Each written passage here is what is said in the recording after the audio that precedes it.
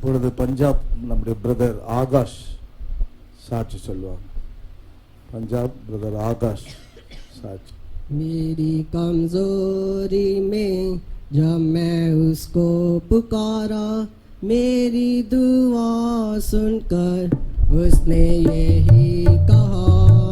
मेरी कमजोरी में जब मैं उसको पुकारा, मेरी दुआ सुनकर उसने यही कहा। मेरा फजल तेरे लिए काफी है, इसलिए भरोसा उस पर मैं रखूंगा। मेरा फजल तेरे लिए काफी है, इसलिए भरोसा उस पर मैं रखूंगा। फजल है खुदा का फजल है, उसने जगह से मुझे बुलाया। फजल है खुदा का फजल है, उसने जगह से मुझे बुलाया। और फजल ने मुझे संभाला, और फजल ने मुझे संभाला। फजल है।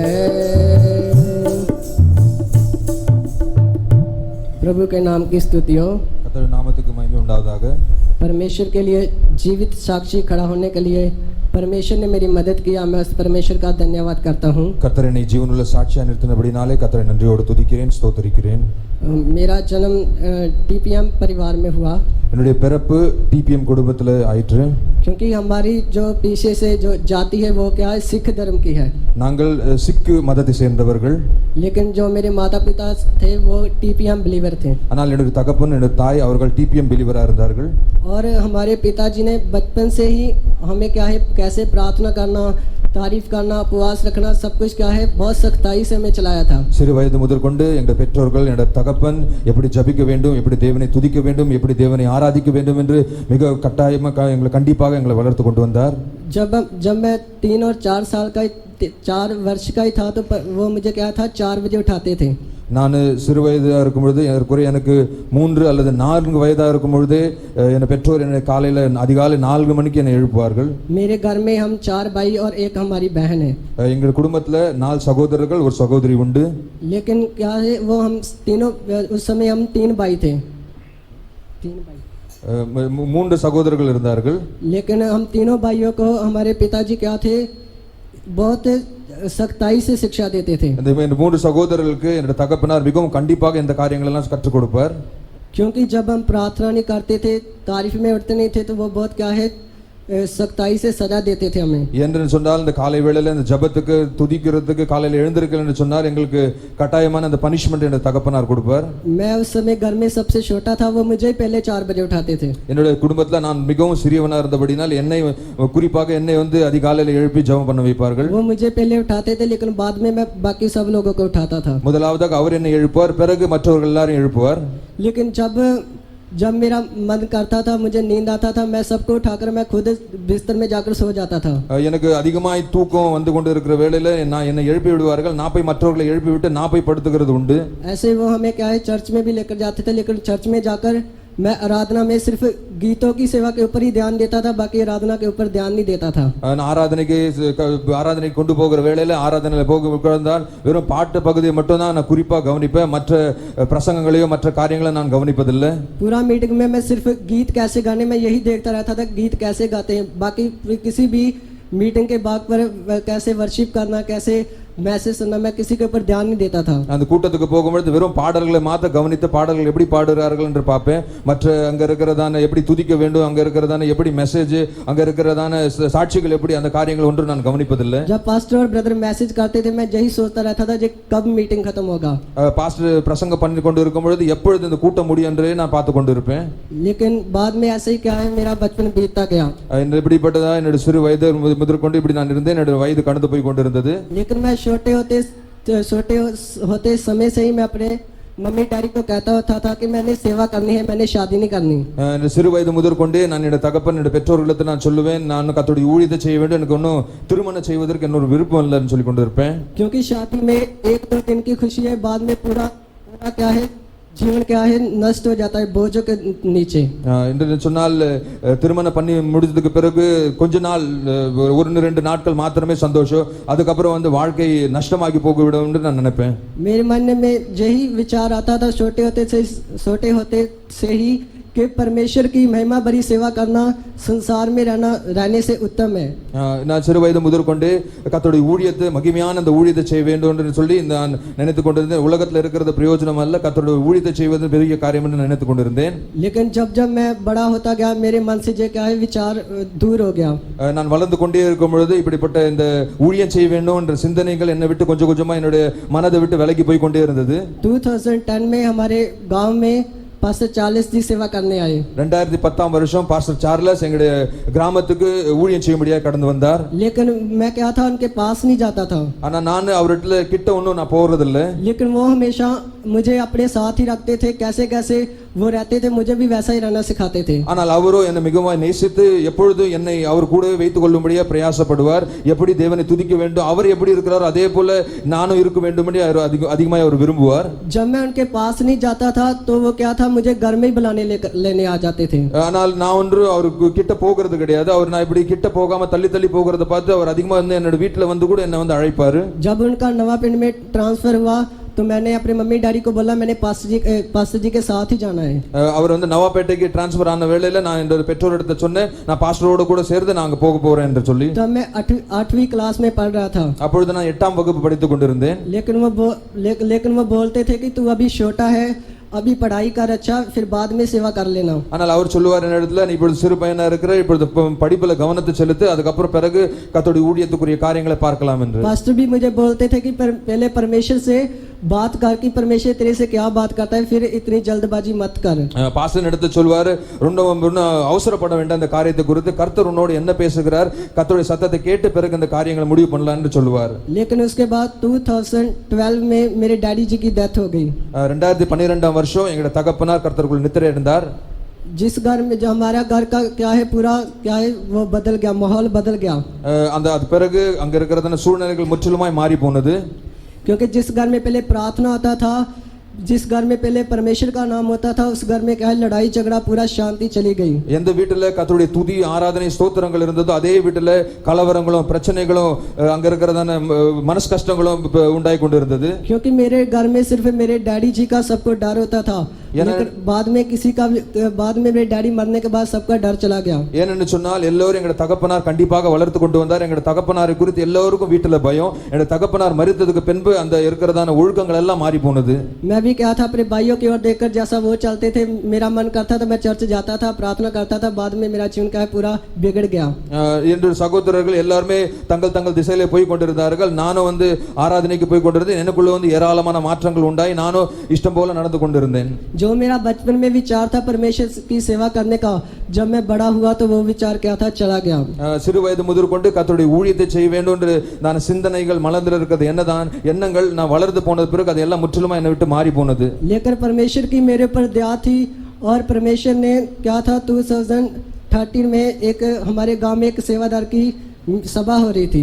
2013ஆம் வருஷத்துல எங்களுடைய கிராமத்துல ஊழியம் செய்யும்படியா வந்தார்கள். அங்க ஒரு கூட்டம் நடந்து கொண்டிருந்தது. கர்த்தருடைய தயவு பெரிதான தயவு என் மேல இருந்தபடினாலே.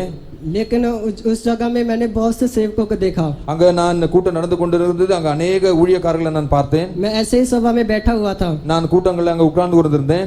जब मैंने सेवकों को देखा मेरे मन में फिर से वही विचार आया कि परमेश्वर की सेवा करना है और कोई काम नहीं करना. அவர்களை பார்க்கும் பொழுது திருப்பி என்னோடுக்குள்ள அந்த பழைய யோசனை, கர்த்தருடைய ஊழியத்தை நான் செய்ய வேண்டும், இது முக்கியமான காரியம் என்று சொல்லி அந்த யோசனைகள் மீண்டுமா என்னுடைய மனதில் என்னுடைய எண்ணங்கள்ல உண்டானது. क्योंकि जो सब कुछ छोड़कर सब कुछ त्याग कर परमेश्वर की सेवा कर रहे हैं वो कितने महान सेवक लोग हैं. ஏனென்று சொன்னால் எல்லாவற்றையும் தங்களுக்குரியவைகள் எல்லாவற்றையும் விட்டு வெறுத்து பிரதிஷ்டையாய் கர்த்தருடைய ஊழியத்தை செய்கிறவர்கள் அவர்கள் மகிமையானவர்கள், அவர்கள் பரிசுத்தவான்கள் என்று நான் நினைத்தேன். लेकिन मैंने बैठे बैठे अपने मन में परमेश्वर से बात किया कि परमेश्वर यदि तू चाहता है कि मैं तेरी सेवा करूं तो आज ही मेरे से बात कर நான் கர்த்தரிடத்துல அங்க கூட்டத்தில் உட்கார்ந்து கொண்டு கர்த்தரிடத்துல பேசிக் கொண்டிருந்தேன். கர்த்தாவே, நீ நான் ஊழியம் செய்யணும்ன்றது உம்முடைய சித்தமானால் இன்னைக்கு இப்பொழுது நீ என்னோடு கூட இடைப்பட வேண்டும், பேச வேண்டும் என்று கர்த்தரிடத்தில் நான் பேசினேன். सच में परमेश्वर ने उसी समय रात को मेरे साथ बात किया. கர்த்தர் அந்த இரவு வேளையில அன்றைக்கு தானே கர்த்தர் என்னோடு பேசினார்.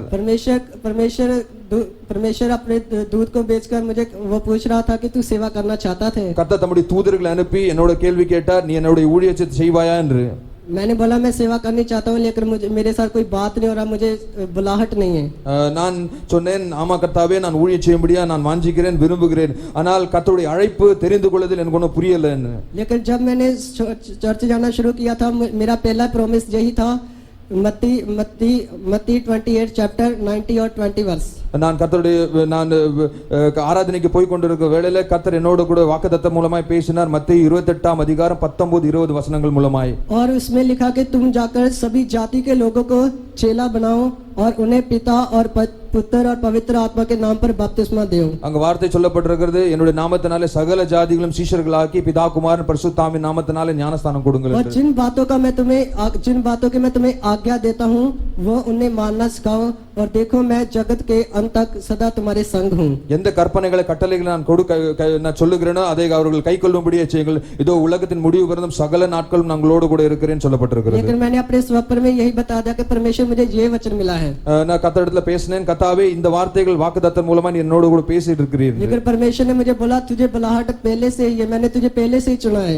கர்த்தர் சொன்னாரு, நான் முதல்ல இருந்தே உன்னை அழைத்திருக்கிறேன், முதல்ல இருந்தே நான் உன்னை தெரிந்து கொண்டிருக்கிறேன், இதுதான் நான் உன்னோடு கூட பேசின வார்த்தை என்று கர்த்தர் என்னோடு பேசினார். तब मैंने अपने 10th के एग्जाम खत्म किया था. அப்பொழுது நான் என்னுடைய 10ஆம் வகுப்பு எக்ஸாம் முடித்தேன். मैंने अपनी मम्मी को बताया कि मुझे ऐसे सेवा की बुलाहट हुई है, मैंने सेवा में जाना है. நான் என்னுடைய தாயார் இடத்துல சொன்னேன், கர்த்தர் என்னை அழைத்து கொண்டிருக்கிறார், கர்த்தருடைய அழைப்பு எனக்கு உண்டாயிற்று, நான் கர்த்தருடைய ஊழியத்துக்கு கடந்து போக வேண்டும் என்று. मेरी मम्मी बोलते कि सोच ले अभी तू छोटा है, बाद में जे नहीं कहना कि थोड़ा सा सेवा कर बाद में वापस नहीं आना. ஆனால் என்னுடைய தாயார் இடத்துல சொன்னார்கள், நன்றாக சிந்தித்துக் கொள், இப்பொழுது சிறு வயதா இருக்கிற பிறகு ஊழியத்துக்கு போயிட்டு கொஞ்ச நாள் கழிச்சு ஊழியத்தை விட்டு திரும்பி வர வேலை எல்லாம் வச்சு கூடாதுன்னு சொன்னார்கள். अगर सेवा करनी है तो एक ही मन बनाकर सेवा में जा, बाद में घर की ओर नहीं देखना. என்னுடைய தாயார் சொன்னார்கள், கர்த்தருடைய ஊழியத்தை செய்ய வேண்டும் என்று முடிவு எடுத்தால் ஒரே மனதோடு ஒரே சிந்தையோடு ஒரே முடிவோடு ஊழியத்தில் இருக்கணும், ஊழியத்துக்கு போயிட்டு வரக்கூடாது, கடைசி வரைக்கும் மரண பரியந்தம் ஊழியத்தில் நிலைத்திருக்கணும் என்னுடைய தாயார் இடத்துல சொன்னார்கள். बाद में मैंने बोला अपनी मम्मी को, ठीक है मैं ऐसे ही करूंगा, आप पास्टर हमारे वहाँ पास्टर प्रकाश जी थे, वहाँ उससे बात करो, मैंने चर्च में जाना है.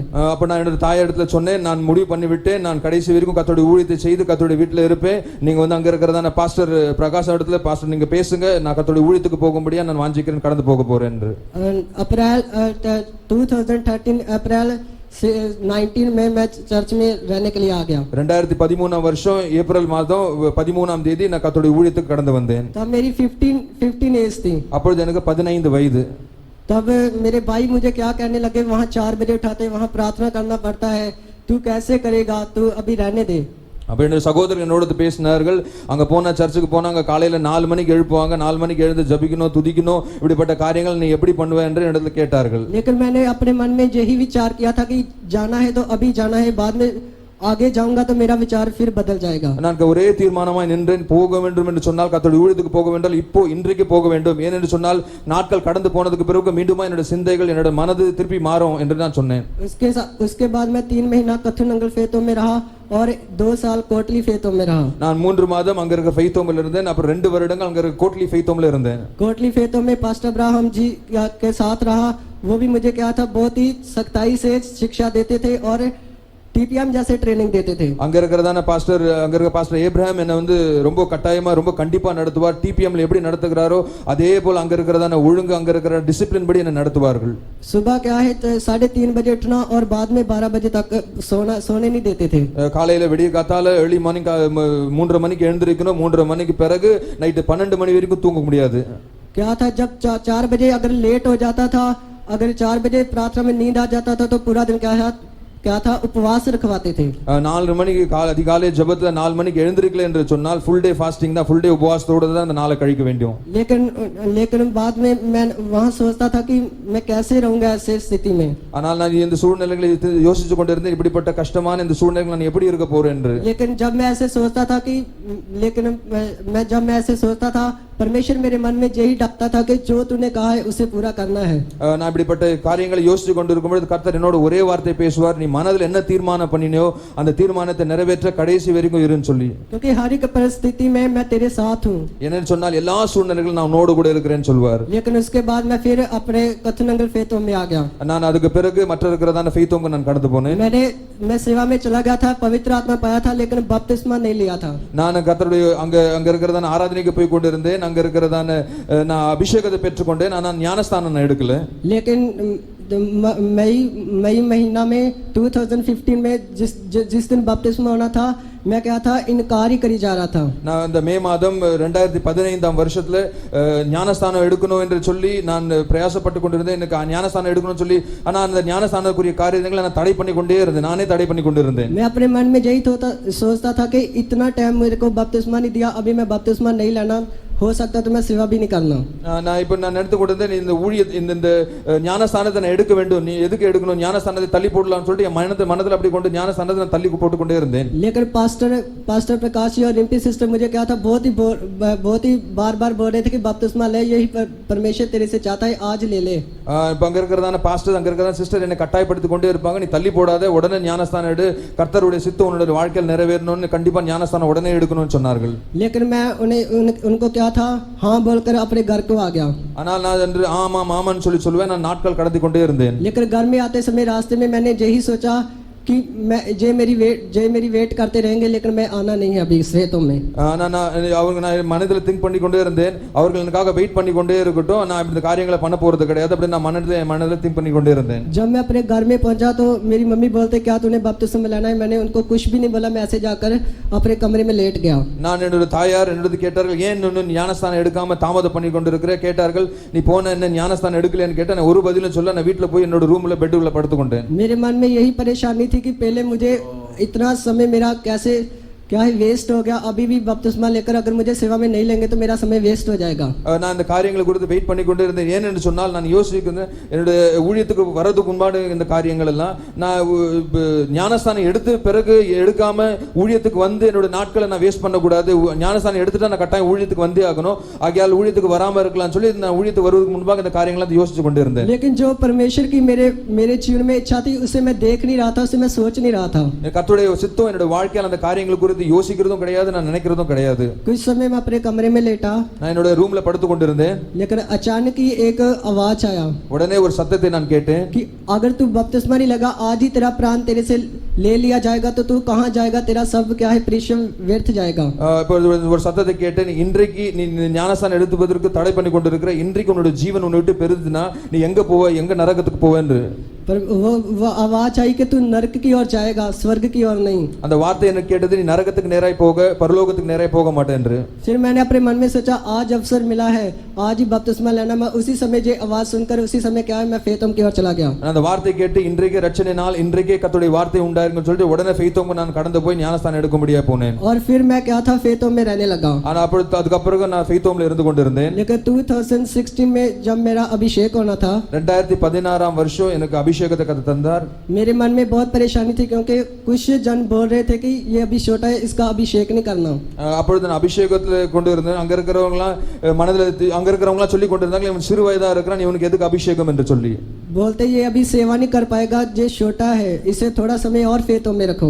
இவன் சொன்னார்கள், கர்த்தருடைய ஊழியத்துக்கு இன்னும் இவ்வளவு சீக்கிரம் எடுக்க வேண்டாம், சிறு வயதா இருக்கிறான், ஃபெய்த்தோம்ல வெச்சு இன்னும் கொஞ்சம் நாட்கள் கழிச்சு கர்த்தருடைய ஊழியத்துக்கு எடுக்கலாம் என்று। लेकिन मैं ये बातें सुनकर किसी को नहीं बताता था, मैं अपने मन में यही परमेश्वर से बात करता था, परमेश्वर अभी 3-4 साल हो गया, अभी कितना समय मुझे और वेट करना पड़ेगा। ஆனா நான் கர்த்தரிடத்துல பேசிக்கொண்டே இருந்தேன், இந்த காரியங்கள் எல்லாம் நான் கேட்டுக்கொண்டு கர்த்தரிடத்துல மாத்திரம் பேசிக்கொண்டிருந்தேன். கர்த்தாவே, நான் இன்னும் எத்தனை நாட்கள் நான் இங்க வெயிட் பண்ணி கொண்டிருக்கணும், இன்னும் எத்தனை நாட்கள் நான் தாமதிச்சு கொண்டிருக்கணும்னு சொல்லி। लेकिन 2016-14 सितंबर में मेरा क्या है अभिषेक होना था। 2016 வருஷம் 14ஆம் நாள் செப்டம்பர் மாதத்துல கர்த்தர் என்னை அபிஷேகித்தார்। लेकिन मेरे मन में बहुत परेशानी थी, என்னோட மனதுல பல கலக்கங்கள்। लेकिन परमेश्वर ने इसी समय एसाया 41 चैप्टर 10 वर्ष से मेरे से बात किया। அந்த நாட்கள்ல கர்த்தர் ஏசாயாவின் புஸ்தகம் 41ஆம் அதிகாரம் 10ஆம் வசனத்தின் மூலமாய் கர்த்தர் என்னோடு இடைப்பட்டார். वहां लिखा कि मत डर, मैं तेरे साथ हूँ। பயப்படாதே திகியாதே நான் உன்னோடு கூட இருக்கிறேன். इधर उधर मत ताक क्योंकि मैं तेरा परमेश्वर हूँ। நீ அங்கங்க வார்த்தைகளை கேட்காத நான் உன் தேவன்னு. मैं तुझे दृढ़ करूंगा, मैं तेरी सहायता करूंगा। நான் உனக்கு உதவி செய்வேன், நான் உனக்கு சகாயம் பண்ணுவேன். मैं अपने धर्म में दाहिने हाथ से तुझे संभाले रहूंगा। நான் உன்னை வலது கரத்தினால் ஏங்குவேன் தாங்குவேன்னு சொல்லி सतगुरु मैं परमेश्वर ने उसी दिन मेरा क्या है अभिषेक होने के लिए मदद किया। அந்த நாளிலே கர்த்தர் என்னோடு கூட வல்லமையான அபிஷேகத்தின் மூலமா இடைப்பட்டார். मैंने अपना पूरा जीवन परमेश्वर की सेवा के लिए दे दिया। நான் பரிபூர்ணமா என்னை கர்த்தருடைய ஊழியத்துக்கு என்று ஒப்பு கொடுத்தேன். उस दिन से लेकर आज तक परमेश्वर मुझे चला रहा है। அந்த நாள் முதற்கொண்டு இந்த நாள் வரை கர்த்தரை நடத்தி கொண்டு வருவார். लेकिन मद्रास में आकर सेवा करना चाहिए मैं अपने मन में कभी सोचा नहीं था। என்னன்னு சொன்னால் மெட்ராஸ்ல வந்து கர்த்தருடைய ஊழியத்தை செய்யணும்னு சொல்லி ஒரு நாள் என் மனதில் நான் யோசிச்சதில்லை நினைச்சதில்லை. क्योंकि मैं अपने घर से कभी बाहर नहीं निकला था, मुझे इधर उधर जाना पसंद नहीं था। ஏனென்று சொன்னால் நான் ஒரு நாள் என்ன வீட்டை விட்டு வெளில போனது கிடையாது. இப்படிப்பட்ட காரியங்கள் இங்க வந்து கர்த்தருடைய ஊழியத்தை செய்வேன்னு சொல்லி நினைச்சதில்லை. 2014 कोटली कन्वेंशन में मैंने पास्टर जी को पहली बार देखा था। 2014 2014 வருஷம் கோட்டலி கன்வென்ஷன்ல முதல் நான் பாஸ்டரை பார்த்தேன். लेकिन मैं यही सोचता था कि मेरी भाषा नहीं है, मैं कैसे सेवा करूंगा, जे मेरी ओर देखते रहेंगे मैं इनकी ओर देखता रहूंगा, बात नहीं कर सकूंगा। நான் என்ன நினைச்சேன்னு சொன்னார், எனக்கு ஒரு பாஷை ஒரு பெரிய பிரச்சனை. என்னோட பாஷை அவருக்கு புரியாது, அவரோட பாஷை எனக்கு புரியாது. நான் அவரை பார்த்து கொண்டு இருக்கணும், அவர் என்ன பார்த்து கொண்டு இருக்கணும், இதுதான் நடக்க போகுது என்று சொல்லி. लेकिन परमेश्वर के जो बहुमूल्य विचार थे मेरे लिए परमेश्वर ने वही मेरे जीवन में पूरे किए। கர்த்தருடைய பெரிதான திட்டம் நோக்கம் என்னோட வாழ்க்கையில நிறைவேறி கொண்டிருக்கிறது. सचमुच जैसा मैंने सोचा नहीं था, परमेश्वर ने बहुत अद्भुत मेरे जीवन में काम किया। என்னென்ன காரியங்களை நான் நினைக்கல எதிர்பார்க்கல பெரிய அற்புதமான காரியங்களை கர்த்தர் என்னோட வாழ்க்கையில செய்தார். सचमुच अभी एसीपीएम में सेवा करने के लिए परमेश्वर ने मेरे को अवसर दिया। இப்பொழுது ஏசிபிஎம் சபையில கர்த்தருடைய ஊழியங்களை செய்வதற்கு கர்த்தர் ஒரு தருணத்தை எனக்கு ஏற்படுத்தி தந்திருக்கிறார். मैं सब लोगों से प्रार्थना की मांग करता हूं कि जब तक मेरा प्राण रहे मैं अंत तक परमेश्वर के घर में विश्वास योग्यता और वफादारी से सेवा करना चाहिए। நான் உங்களிடத்துல ஒரு வேண்டுகோளை வைக்கிறேன். இன்றைக்கு வரைக்கும் நான் கர்த்தருடைய வீட்டில் இருக்கிறோம். அன்றைக்கு வரைக்கும் உண்மை உத்தமமாய் பரிசுத்தமாய் கர்த்தருடைய ஊழியத்தை செய்ய நீங்கள் எல்லாரும் ஜெபிக்கும்படியே கேட்டுக்கொள்கிறேன். जितने भी परमेश्वर मेरे से सेवा चाहता है, मैं बिना घबराए हुए कष्टों के समय मुश्किलों के समय कभी भी मैं अपने घर जाने के बारे में नहीं सोचना चाहिए। எல்லா இந்த ஊழியத்தின் வேளையில வருகிற கஷ்டங்கள் கலக்கத்தின் மத்தியில நான் சந்தோஷமாய் ஊழியத்தை செய்ய எந்த சூழ்நிலைகளும் நான் மீண்டுமா இந்த ஊழியத்தை விட்டு என்னோட வீட்டுக்கு திரும்பி போகணுன்ற காரியங்கள் எண்ணங்கள் என்ற மனதில் வரக்கூடாது. परमेश्वर मैं कभी भी पीछे नहीं देखना चाहिए, बल्कि परमेश्वर की ओर देखकर सेवा कर अपनी दौड़ को खत्म करना चाहिए। கர்த்தரையே பார்த்து என்னோட ஓட்டத்தை ஓடி முடிக்க பின்னால் ஒரு நாள் பின்னிட்டு திரும்பி பார்க்காதபடி ஒவ்வொரு நாளும் கர்த்தரையே நோக்கி பார்த்து என்னோட ஓட்டத்தை ஓடி முடிக்க அந்த ஊழியத்தை முடிக்க நான் எதிர்பார்க்கிறேன். मैं आप सबसे प्रार्थना की मांग करता हूं। நான் எல்லாருக்கும் ஜெபிக்கும்படியா நான் கேட்டுக்கொள்கிறேன். प्रभु के नाम की स्तुति। கர்த்தருடைய நாமத்துக்கு மகிமை உண்டாவதாக. எல்லாரும் எழுப்பின சாட்சிக்காக எல்லாரும் ஸ்தோத்திரம் பண்ணுங்க. ஸ்தோத்திரம் ஸ்தோத்திரம் ஸ்தோத்திரம் ஸ்தோத்திரம் ஸ்தோத்திரம் ஸ்தோத்திரம் ஸ்தோத்திரம்.